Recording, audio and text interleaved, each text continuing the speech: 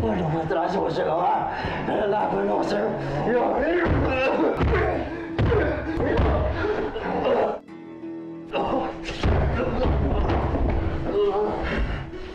Finally, Grace. Masasolo na rin kita. Ito po, tita. Nina? Ubusin niyo yan and sleep like babies. Nay, bakit hindi kayo sumasagot? Nay? It's William. Can we not talk about Edward? Nawawala siya. Paano hindi natin siya pag-uusapan? Wala sa'yo yung desisyon kung mabuhay si Edward o hindi. Napaka-casual mong magsalita.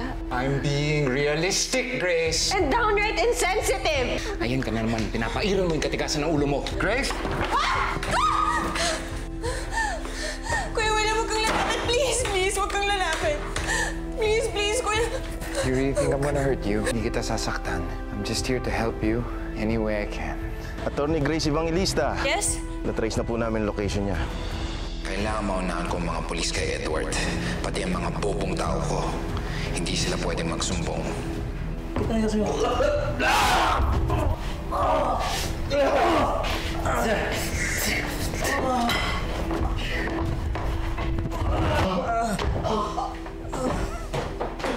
Hello? Natakasan kami ng utol mo.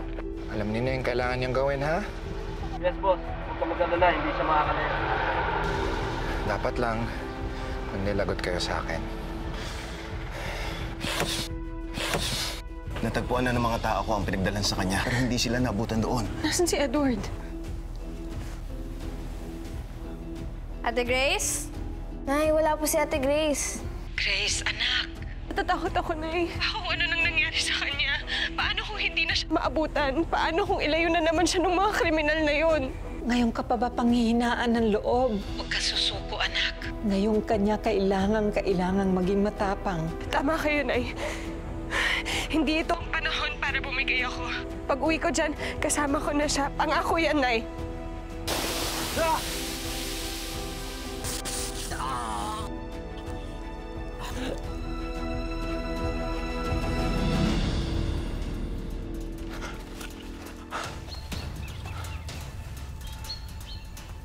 Saan napunta yun?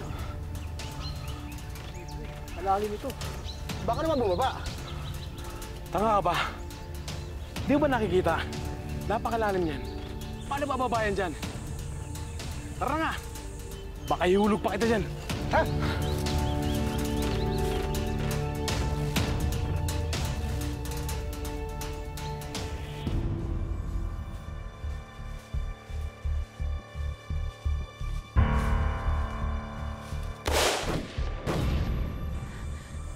Edward?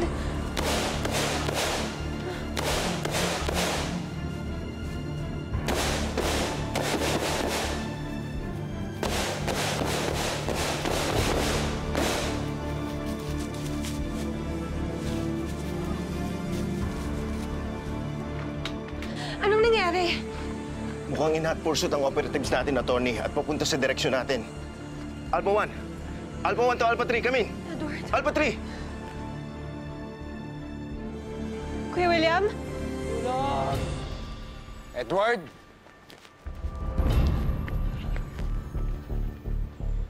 Kuya William? Kuya William, nasan ka?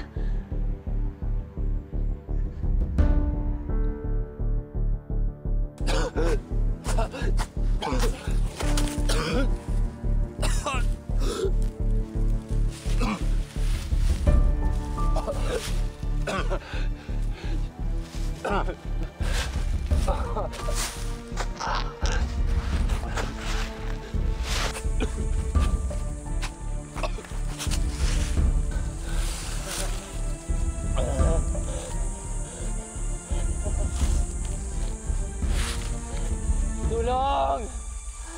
Edward? Tulong! Edward? Edward? Edward? Tulong! Edward! Tulong!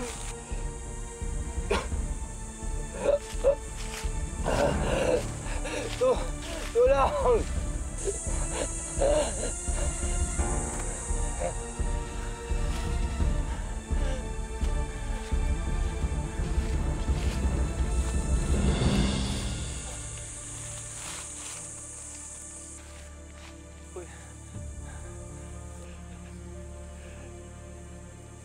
Kuya. Kuya. Kuya.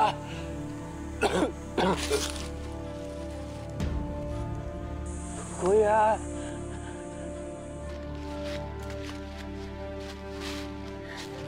Edward! Edward, nasan ka ba? Edward! Grace! Grace! Edward!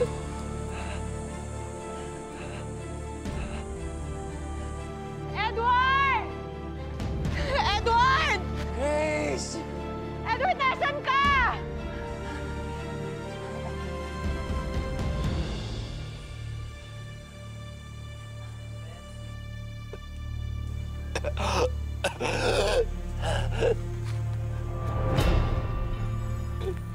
Pakiramdam ko, nandun ulit ako sa isang madilim na lugar at hindi ko alam kung anong gagawin para matakasan yun.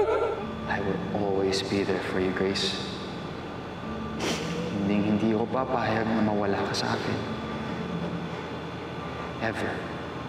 Grace, mahal na mahal kita.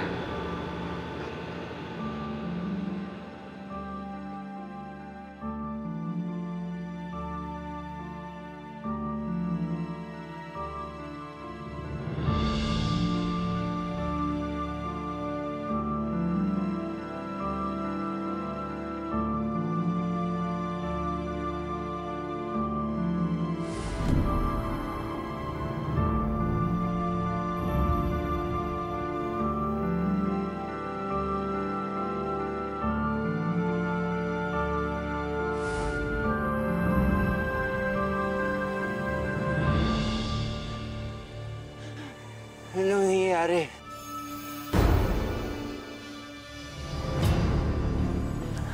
Kuya, Edward!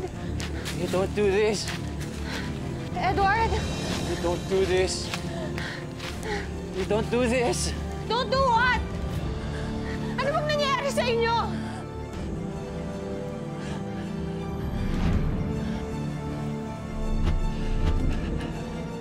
Don't do this, Kuya.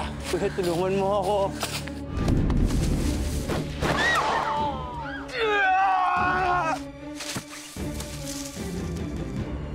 Edward! Edward! Edward! Kuya William? Edward! Grace, tinamaan siya ng bala.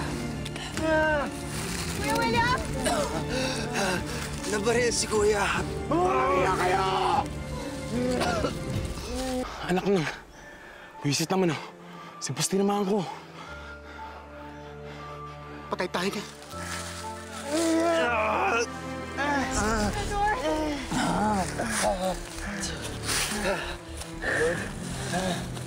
Edward, ano ginagawa mo, Edward?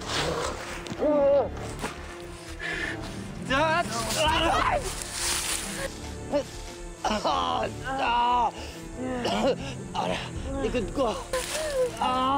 Edward! Huwag ka nang lumapit! Edward, kunin mo si Grace, umalis na kayo! Kuya, paano ka? Susunod ako!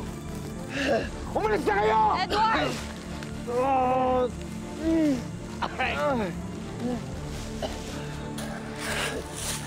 Edward! Go ahead. Go ahead. Go ahead. Go ahead. Go ahead. Edward! Hawa ka sa akin! Ituro mo ang daan! Edward! Diretso lang ba? Diretso lang ba? Diretso na.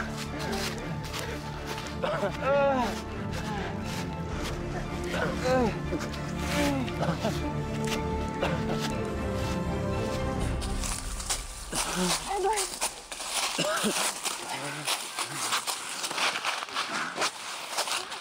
Edward! Doon tayo sa command center. Nandun si Colonel Obrero. Magtutulungan niya tayo. Kailangan natin tulungan si Kuya William. Oo, babalik na.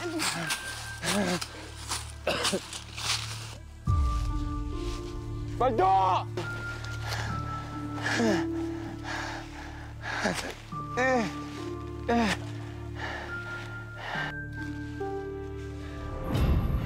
Asan kayo? Mapakita kayo!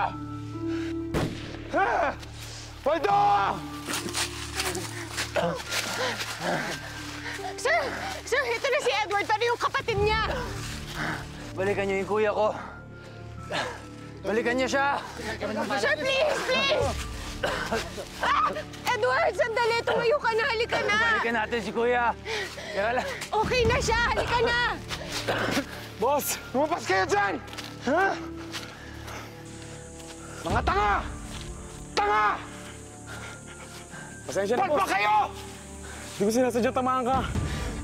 Nakatakas yung kapatid ko sa inyo! Ha? Ha? Mr. Villarreal! Mr. Villarreal! Saan kayo takas? Sige, walang magsusumbong. Yes, boss.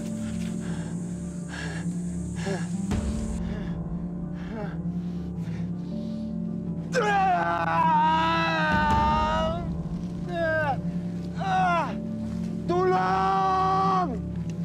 Tulong! Nandun sila! Nandun sila! Doon sila pumunta! Doon! Doon! Doon! Naparil ako!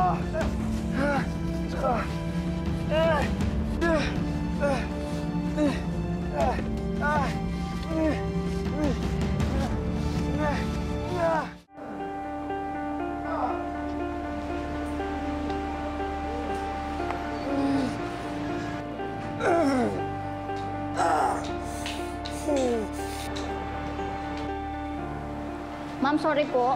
Hanggang dito na lang po kayo. Kami na pong bahala sa pasyente. Sige po.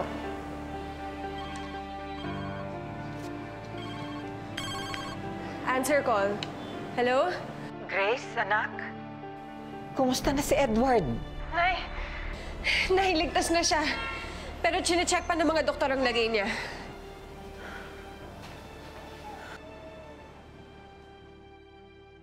Ate Grace! Cherry? Alam ko na kung ano nangyari. Napahamak si William na dahil sa'yo! Alam mo, ikaw, meron ka talagang subat dyan sa katawan mo. Kaya lahat ng dumidikit sa'yo, nalalagay sa panganib. Pero pwede ba? Suluhin mo na lang yan. Huwag ka naman damay ng ibang tao. Huwag mo nang idamay yan! Ha? Meron ka idamay dyan! Malak ka! Minamahalan sa ating tao dumidikit sa'yo! Bitawan mo ako! Chani, hindi ka ba nahihiya sa inaasal mo? Ha? Sana maisip mo na ang ginawa ni Kuya William para kay Edward, yun ang ginagawa ng matinong tao para sa kapatid nila. Eh ikaw, ha? Anong klaseng kapatid ka sa akin? Puro pagdulusan ng ang pinagdaanan ko simula nang mawala si Edward, tapos nakuha mo pa akong saktan? Sisihin? Talagang dapat masaktan ka! Ano, sa tingin mo ba tanga ako na maniniwala ako dyan sa mga drama mo? Dahil sa'yo, muntik nang mamatay si William! Sorry! Hindi kasalanan ni Grace kung ba't nangyari to sa akin. I wanted to help them. Kung kailangan ko itaya ang buhay ko para sa kapatid ko, gagawin ko. Do you understand? Alam ko. Good. Now apologize to your sister. Huwag kang bastos. Ate Grace, naging emotional ako. I'm sorry. Chari, itigil na natin to. Isa lang ang iniisip ko ngayon, si Edward. Siya lang. Your x-ray shows no sign of any fractures. Maswerte ka pa rin, Atty. Villarreal. Dahil mostly ng mga nahuhulog sa bangin ay nagsusustain ng skull fracture or spinal cord injury. Sa awa at kalooban ng Diyos, nakaligtas ka, Edward. Si Edward, Dasal po kami ng dasal para sa inyo. Maraming salamat, Nina. Mukhang effective naman yung mga prayers natin. Gusto ko, pag-uwi mo sa bahay, ako mismo mag-aalaga sa'yo. Doc, kailan po ba siya pwedeng i-discharge? Actually, he has to stay overnight. Kailangan pa rin namin siyang i-monitor at i-observe for any complications from the fall. Oh, wala yan. I'm good as new. Kayang-kayang mabuhatin si Nina eh. Ako po talaga? Talaga? Oh, pahinga ka na muna mabuti, ha? Paano po? Mauna na po muna ako. Thank you, Doc. Sige po. Salamat po.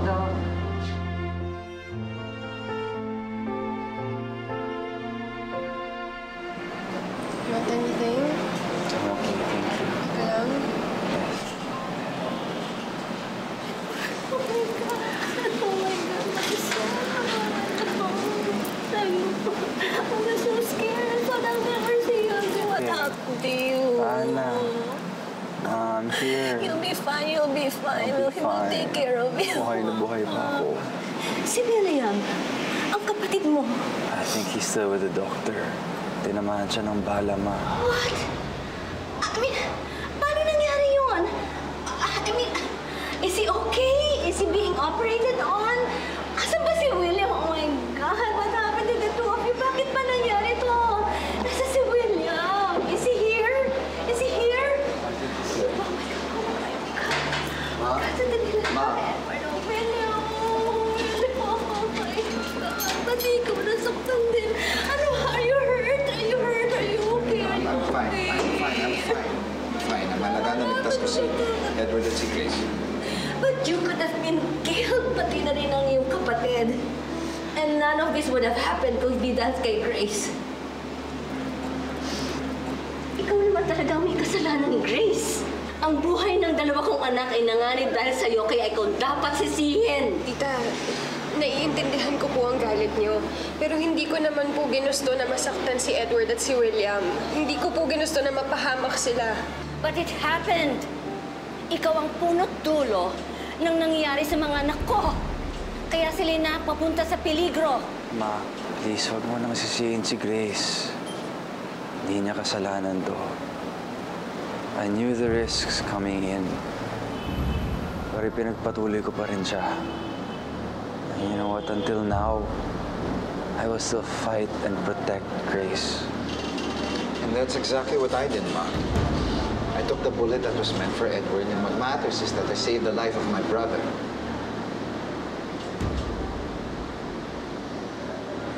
Stella, naintindihan ko kung ano nararamdaman mo dahil nanay din ako. Pero sana naman lawakan na natin ang pag-unawa natin sa sitwasyon. Wala namang may gustong mangyari ito kay Edward o kay William. Stella, magpasalamat na lang tayo na nakabalik silang pareho na ligtas. Tita, sa totoo lang po, nagalit din ako nung nalaman ko nang nadamay si William. Pero anong magagawa ko, di ba? Inintindi ko na lang siya na mahal niya si Edward at mahal na mahal niya rin kayo, kayong buong pamilya niya. Ipinapangako ko po, oras na mahuli ng mga pulis sa mga kriminal na yun, ako mismo, sisiguraduhin ko na mananagot sila sa batas. Pagbabayarin ko sila sa ginawa nila kay William at Edward.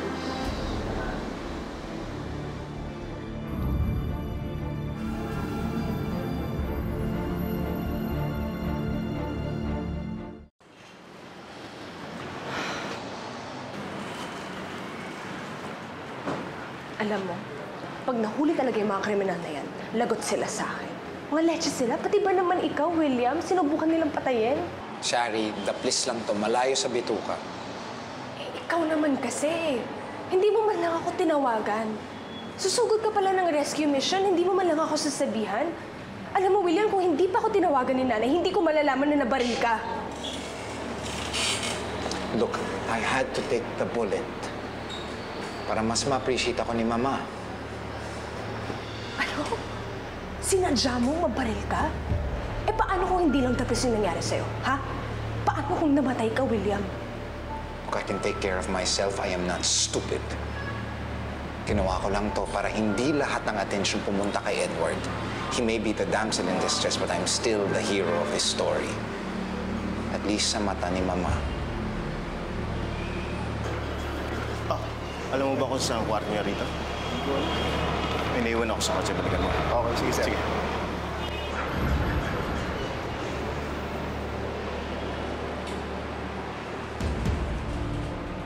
What's wrong with you?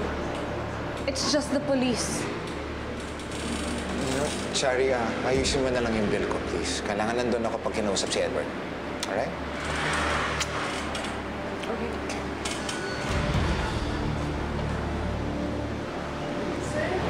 Ay, salamat. Salamat.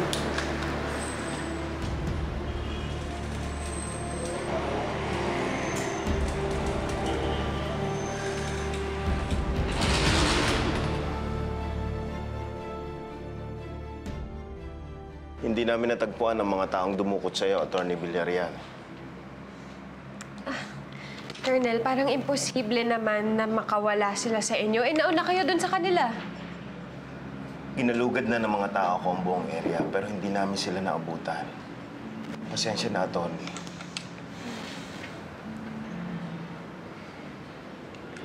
Boss! Nasaan si Edward? Nandito lang siya, boss. Umalis kayo dyan ngayon din. Ha? Hello? Boss! Hello? Boss! Ano sabi ni boss? Umalis na tayo dito. Inutusan sila ng boss nila na tumakas na. Boss? Oo. Tinawagan sila ng boss nila para itakas ako. Naunahan ko lang sila. Kung sino man ang boss na yan, siguradong may connection siya. Dahil tinimbrehan siya, kaya nalaman nila na parating ang mga pulis. Nakilala mo ba ang boss na ito, Atty.? Hindi ako nagkaroon ng pagkakataon na makita yung boss nila. Pinipiringan ako tuwing dumarating siya. Kapag pumapayag na patus-utusan ka lang ng mga kasama mo, ha? Alam mo, Tol, dali lang yung solusyon dyan sa problema mo, eh. Paano? Sabihin mo sa akin yung pangalan ng boss mo. Tapos tulungan mo makaalis dito. Anong mapapala ako? Gusto mo ng pera? Makakabsuelto pa kita sa kasong to. Boss! Wala akong sinasabi, boss, ah! Sabihin mo sa akin yung pangalan niya! Bakit ayaw niya magpakilala sa'yo? Yun rin ang lagi kong iniisip. Yung tatlo niyang kasama, nakita ko sila. Pero hindi ko sila kilala.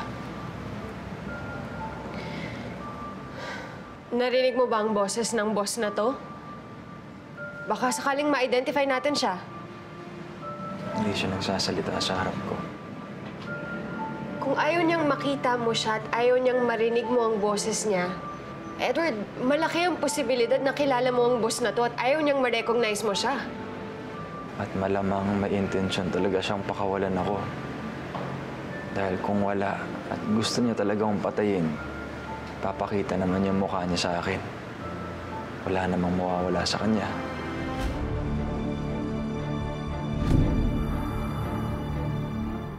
Bakit tinago ka pa niya ng ilang araw?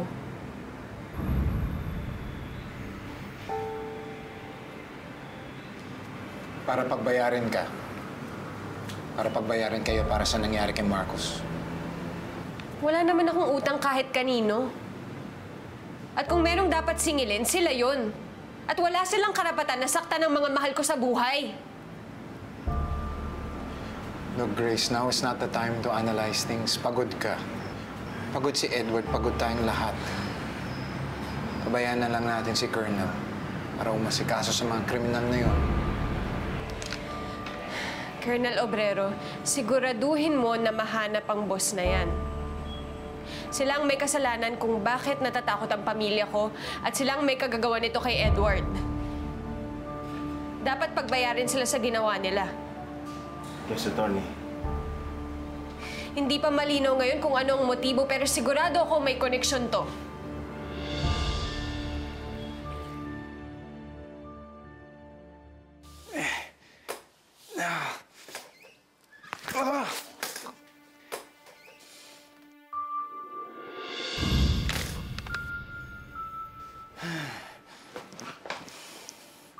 Babe, ano ba nangyayari sa'yo? I just hate it that Edward's back. At isa pa, magkasama sila ng kapatid mo. Eh ano naman ngayon kung magkasama sila? Charlie, don't you get it yet? Magkasama sila. Full force sila. Mas magiging threat sila sa atin. Remember, nung wala pa si Edward, that was the time na nagkaroon ako ng papel sa pamilya ko. Eh di hindi tayo magpapatalo sa kanila. William, tandaan mo, ikaw pa rin yung OIC ng kumpanya nyo. Charlie, but Edward is back. Babalik siya sa opisina, and then I'll get pushed out again. But not this time because I've put too much effort para malayo siya sa kumpanya. Ano ibig mo sabihin?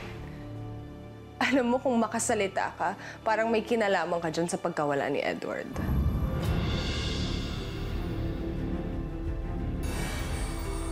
First day mo ngayon as VP. Edward's still the boss officially. Kukunin ko yung posisyon ni Edward. The entire family business will be ours. Kailangan ko na pumasok sa office. Kaya mo na ba? Sabi naman ng doktor, walang complications.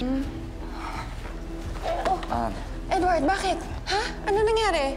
I heard that passing out is not a good sign, that you can have a serious illness. May alam akong kaso. Nawalan siya ng malay, tapos dire-diretsong... You know what I mean? Kapatid mo siya, or did you forget? Lalaban si Edward, gigising siya, babalikan niya ako at magiging masaya ulit kami. May sira na yung utak niya. Para lang siyang lumuwag na tornilyo. Yun lang yun. At kapag maluwag ang tornilyo, hindi makakapag-isip ng tama, hindi makakapag-function ng normal. In short, mawawalan ng silbi. Ano na naman yung pinaplano mo, ha?